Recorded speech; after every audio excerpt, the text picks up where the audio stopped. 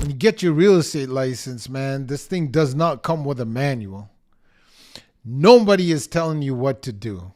No one is checking attendance to see if you show up. So you're going to make a lot of mistakes. I know I did. I made a plenty. So in this video, I'm going to share with you the 10 things I wish I knew when I first got my real estate license, so you don't have to make the mistakes I did. Ready? Let's go.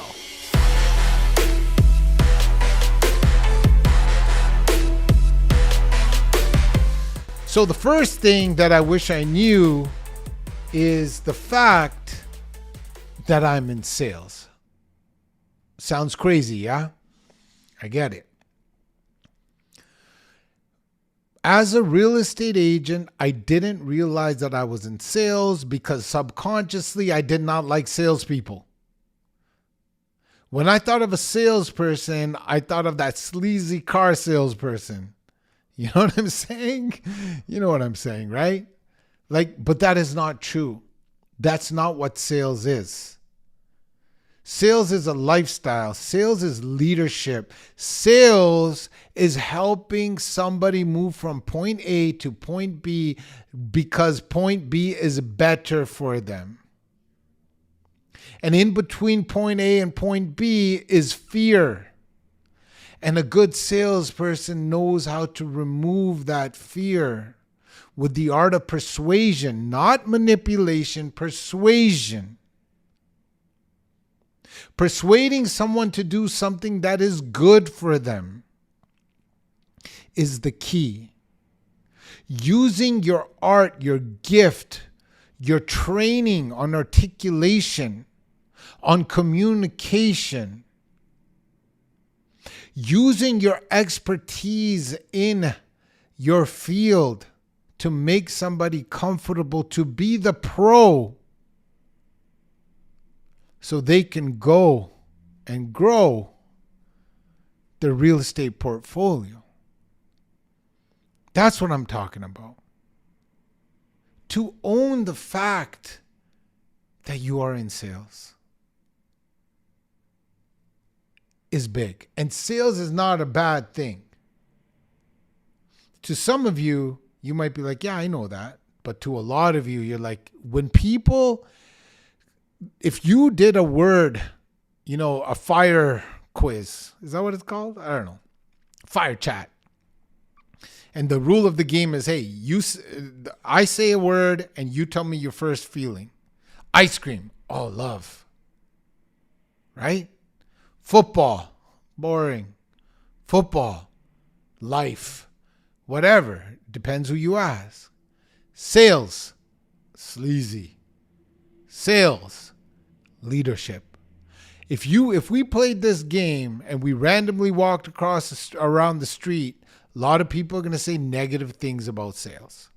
So you have to own the fact that so then it is natural for us realtors to be like, oh, I'm not in sales. I'm a real estate advisor. I'm a real estate expert. I'm an agent. No, you're not. You're in sales. Okay, so own the fact that you're in sales and learn how to do it well. Second thing I wish I knew in my 10-ting list is skills is everything. Being the pro is everything. When you are feeling sick, you go to the doctor.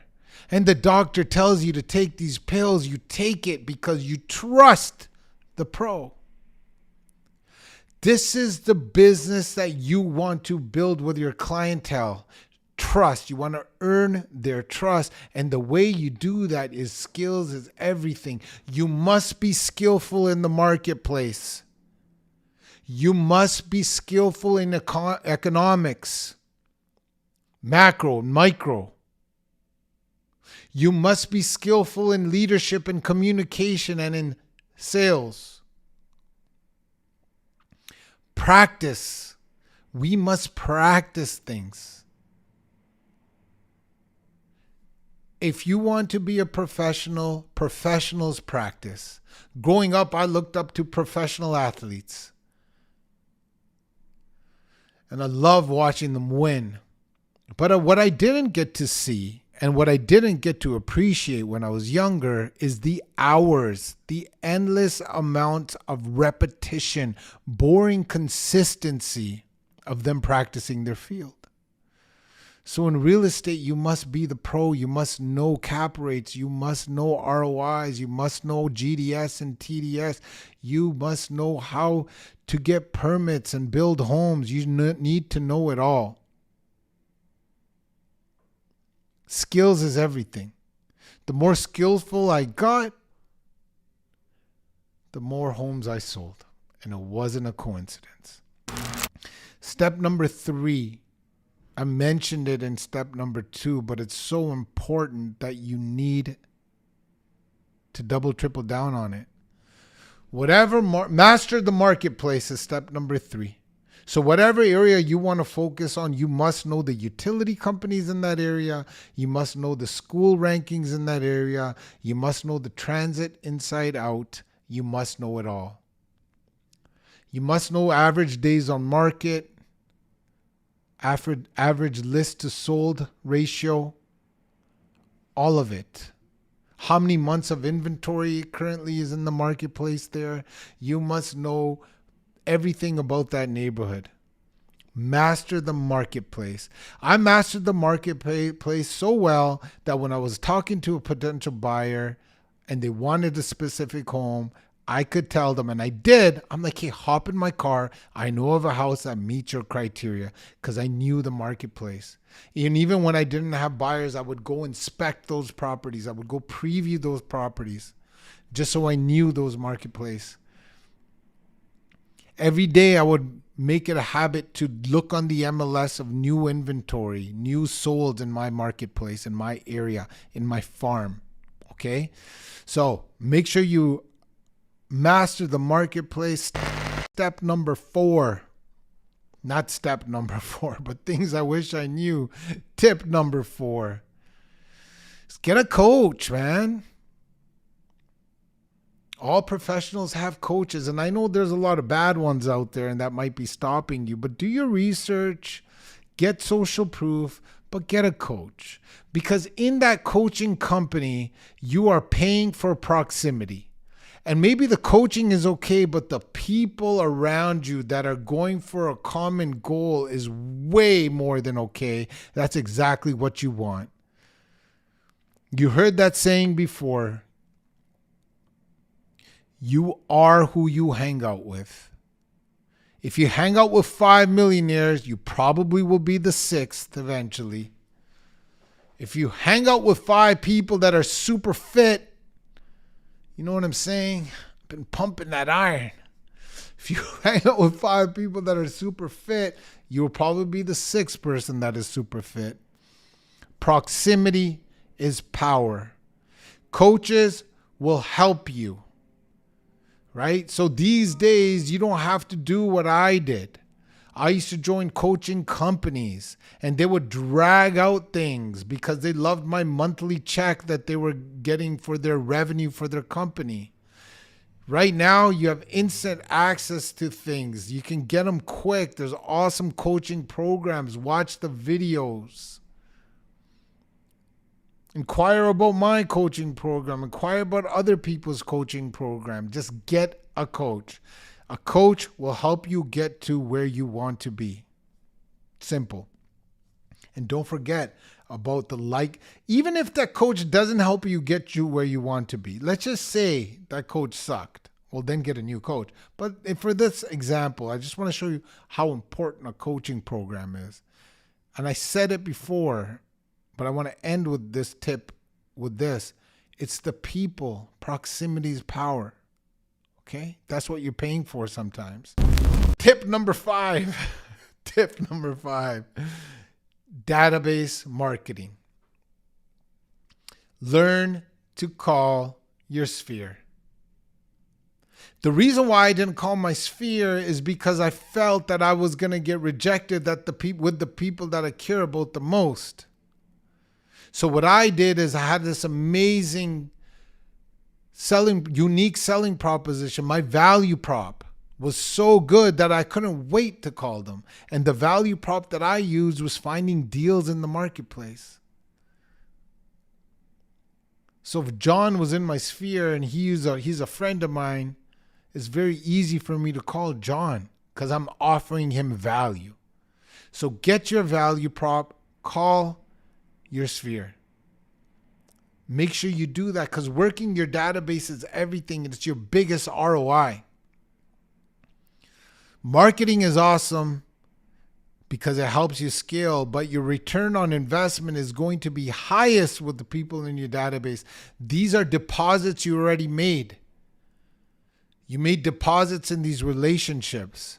All you have to do is cultivate the fact that you letting them know that you're in sales, you're in real estate, then offer them something of value, make that other deposit of value, and now you can start withdrawing.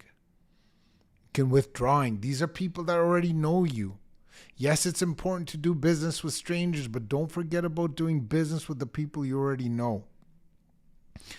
So tip number 5 is work your database. Tip number 6,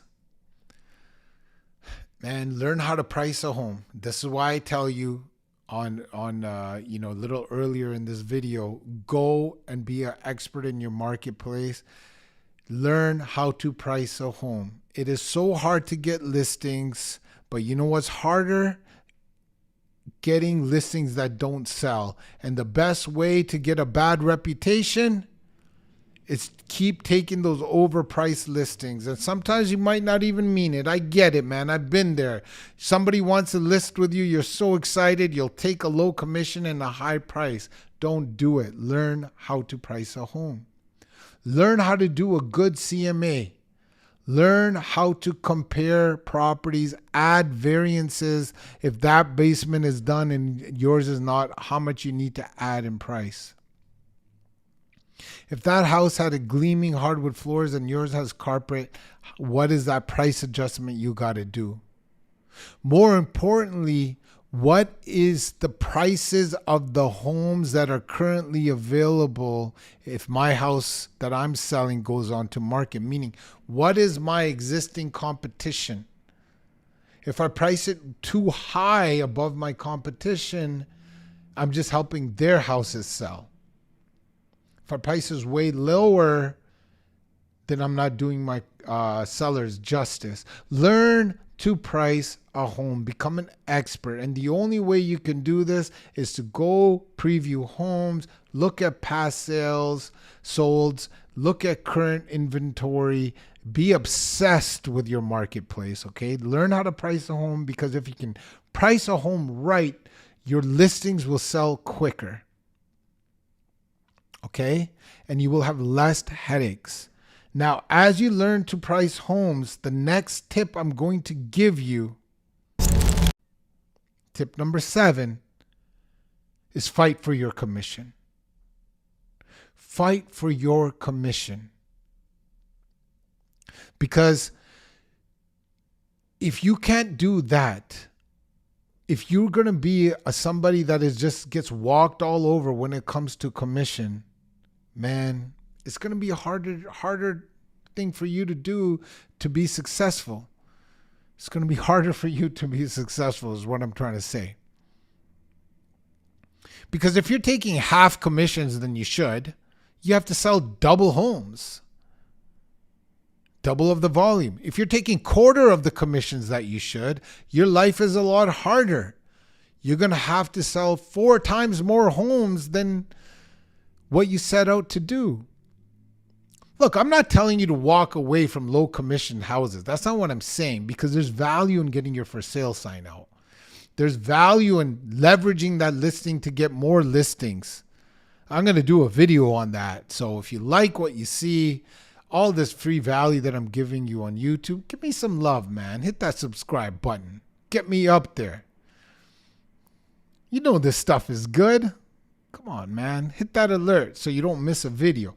So if you learn to fight for your commission, which I will do a video on exactly how to do, you will be better prepared. I remember getting walked all over. I do not want you to do that. Tip number 8, build the habit of prospecting. 2 hours a day, 5 days a week. Now, that's a broad statement because you can do 2 hours a day and just sit there and make one phone call. I'm talking about focused 2 hours. There might be little mini breaks in between because it's hard to do 2 hours straight. But as you build up that stamina, you can get up there. You might have to do half hour, 5-minute break, half hour, 10-minute break, and keep going. Okay? But learn this trick. This is the most important thing you can do as a beginning realtor. Learn how to prospect. Even if you go out and your prospecting is so good and now you're working with 3 clients, you're showing your clients homes comes secondary to your prospecting. Your prospecting should never stop. Because if your prospecting stops, your business stops.